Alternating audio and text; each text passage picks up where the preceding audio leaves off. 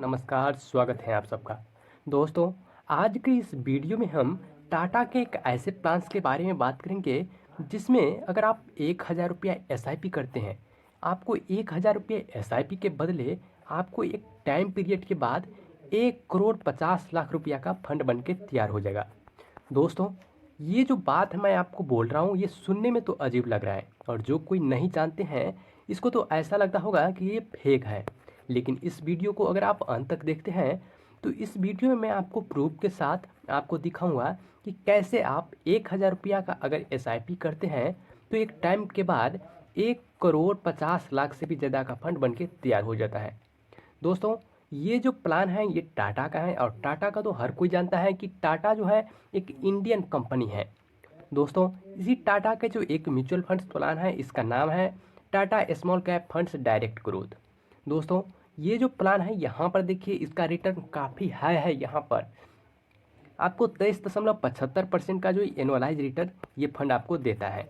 अब मान लो कि ये जो फंड है 23% का हमें न देकर सिर्फ और सिर्फ 20% का भी एनुअलाइज रिटर्न देता है, तो 20% के हिसाब से भी अगर आप कैलकुलेशन करेंगे और 1000 रुपया का एसआईपी कर देंगे तो एक टाइम पीरियड के बाद 1,50,00,000 से भी ज़्यादा का फंड बन के तैयार हो जाएगा। कैसे होगा वीडियो में ये भी मैं आपको कैलकुलेशन करके दिखाऊंगा, तो वीडियो को आप अंत तक जरूर देखें। सबसे पहले हम इस फंड के बारे में थोड़ा बेसिक जानकारी लेते हैं कि ये फंड क्या है, कैसे काम करते हैं। देखो, ये जो फंड है इक्विटी फंड है, ठीक है। यानी कि इसमें आपको जितना भी पैसा लोग लगाते हैं, चाहे आप लगाए या फिर आपके जैसे जितने भी लोग इसमें लोग पैसा लगाते हैं, ये सभी का सभी पैसा क्या होता है तो कंपनी के शेयर में जाता है। जितने भी कंपनी होते हैं उनके जो शेयर खरीद कर और उसमें इसका पैसा इन्वेस्ट होता है, तो इसी को कहते हैं इक्विटी। तो इक्विटी में इसका पैसा सभी का सभी लगता है। कितना लगता है हम सभी ये भी देखेंगे, कितना परसेंटेज इसका लगता है ये भी देखेंगे। साथ ही ये जो फंड है यहाँ पर देखिए कि स्मॉल कैप है, यानी कि जितने भी छोटी छोटी कंपनी है ग्रोथफुल, इस कंपनी में इसका पैसा लगता है। आगे इस फंड के बारे में और भी देखिए। इस फंड का जो अभी के टाइम में एनएवी चल रहा है, यहाँ पर देखिए कि 13 मार्च का जो एनएवी प्राइस चल रहा है लगभग 38 रुपये 59% इसका एनएवी प्राइस चल रहा है, ठीक है। और मिनिमम इसमें अगर आप कोई सिप करना चाहे तो 100 रुपया से स्टार्ट कर सकते हैं। इसका सिप 100 रुपया से स्टार्ट होता है। और इसमें अगर रेटिंग की बात करें तो इस फंड को जो 5 स्टार रेटिंग मिला है, जो कि काफ़ी अच्छा यहाँ पर परफॉर्मेंस दिखाता है।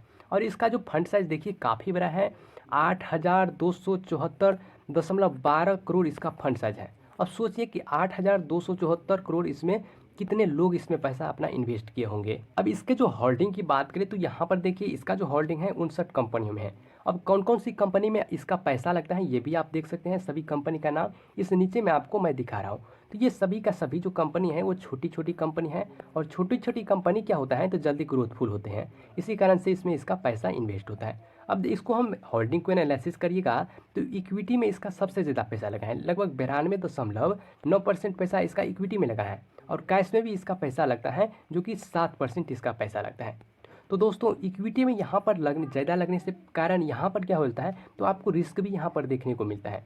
जैसे मार्केट कभी अप जाता है कभी डाउन जाता है। जैसे कि अभी के टाइम में मार्केट क्या है तो डाउन है, तो अभी के टाइम में क्या होगा तो इस म्यूचुअल फंड्स का जो एनुअलाइज रिटर्न यहाँ पर दिखा रहा है कि 23% है, इस टाइम में आपको कम हो जाएगा, लगभग आपको 15% 20% इतना आपको देखने को मिलता है। लेकिन फिर भी ये जो फंड है आपको काफ़ी अच्छा परफॉर्मेंस देखने को मिलता है, क्योंकि अगर आप बैंक में एफडी कराते हैं तो इसमें आपको लगभग 7% 8% का ब्याज देगा। लेकिन इसमें यहाँ पर देखिए कि कम से कम आपको इतना आपको 12% 13% इतना देवे करेगा। अब देखो इसको सेक्टर वाइज देखिए कि कौन से सेक्टर में कितना लगा है, तो केमिकल सेक्टर में इसका सबसे ज़्यादा पैसा लगा है, इसके बाद फाइनेंशियल सेक्टर में लगा है, इसके बाद service sector, health care, other sector, इन सभी सेक्टर में इसका पैसा लगा है। और भी इसको सेक्टर में देख सकते हैं। अब जो सबसे अच्छी बात ये क्या है, ये है कि इसका रिटर्न देखिए काफ़ी अच्छा है। इसका पास्ट का रिटर्न 1 सालों में ये जो फंड है 10-16% का रिटर्न दिया है, और 3 सालों में 22% का रिटर्न दिया है, और 5 सालों की बात करें तो 31% का ये फंड रिटर्न देता है। और ऑल टाइम की यहाँ पर देखिए कि 23.7% का ये जो फंड है आपको रिटर्न देता है। तो ये जो पास्ट का रिटर्न है काफ़ी अच्छा है, इससे आप ये पता कर सकते हैं कि फ्यूचर में आपको ये जो फंड है अच्छा रिटर्न देगा, ठीक है। तो इसमें से अगर हम 20% के भी हिसाब से अगर देखें तो काफ़ी अच्छा आपको रिटर्न देगा, और इसी के अनुसार हम कैलकुलेशन करेंगे। यहाँ पर देखिए कि इसका जो एक्सपेंस रेशियो है 0.37% है, जो कि काफ़ी अच्छा है। किसी भी फंड का अगर एक्सपेंस रेशियो 1% से कम रहता है तो काफ़ी अच्छा माना जाता है। ठीक है, अब इसमें आपको एग्जिट लॉट लगता है एक, तो एग्जिट लॉट यहाँ पर कितना लगता है आप ये भी देख सकते हैं। इसके बाद इसमें आपको स्टाम्प ड्यूटी लगता है। स्टाम्प ड्यूटी कितना लगता है यहाँ पर देख सकते हैं कि 0.005% आपको इसमें स्टाम्प ड्यूटी लगता है। और टैक्स का जो नया नियम है जो शॉर्ट टर्म और लॉन्ग टर्म के लिए काम करता है, इसी के अनुसार आपको इसमें टैक्स लिया जाएगा। ठीक है, अब चलिए इसको हम कैलकुलेशन करके देखते हैं कि कैसे आप 1000 रुपया का SIP करते हैं तो एक टाइम पीरियड के बाद कितना रुपया आपका बनेगा। यहाँ पर देखिए हमने सिप का कैलकुलेटर ओपन कर लिया है और यहाँ पर जो हमारा मंथली इनकम होने वाला है 1000 रुपया होने वाला है। सिप का मतलब क्या होता है कि आपको मंथली इसमें इन्वेस्ट करना होता है, और मंथली अगर 1000 रुपया इन्वेस्ट करते हैं तो इसमें 20% का आपको रिटर्न मिलता है। वैसे तो इसमें 23% का रिटर्न देना है, लेकिन हम 20% का रिटर्न इसमें मान कर चलते हैं क्योंकि मार्केट कभी अप भी रहता है कभी डाउन भी रहता है। तो सबसे पहले अगर आप 10 साल तक इसमें इन्वेस्ट करते हैं 1000 रुपया मंथली के हिसाब से, तो 10 साल में आपका 1,20,000 रुपया आपको इसमें इन्वेस्ट करना पड़ता है। लेकिन इसके बदले आपको जो एक्सपेक्टेड रिटर्न मिलता है 2,24,000 का, और टोटल वैल्यू आपका जो हो जाता है 3,44,000 रुपया हो जाता है। दोस्तों इसी को अगर कोई 15 साल तक जमा करता है तो यहाँ पर देखिए 1,80,000 रुपया इन्वेस्ट होता है और एक्सपेक्टेड रिटर्न 7,75,000 रुपया का हो जाता है, और टोटल वैल्यू 9,55,000 रुपये का बनकर तैयार हो जाता है। अब इसी को अगर कोई भी 20 साल तक जमा करता है तो यहाँ पर देखिए समय हम कर लिए हैं 20 साल, और 20 साल में जो इन्वेस्टमेंट होगा केवल और केवल 2,40,000 रुपया होगा, और इसके बदले जो एक्सपेक्टेड रिटर्न मिलता है 22,36,000 रुपया का मिलता है, और टोटल जो वैल्यू हो जाएगा तो 24,76,000 रुपये का वैल्यू बन के तैयार हो जाता है। अब कोई इसको 25 साल तक जमा करता है तो 25 साल में यहाँ पर देखिए कितना बड़ा फंड बन के तैयार हो जाता है।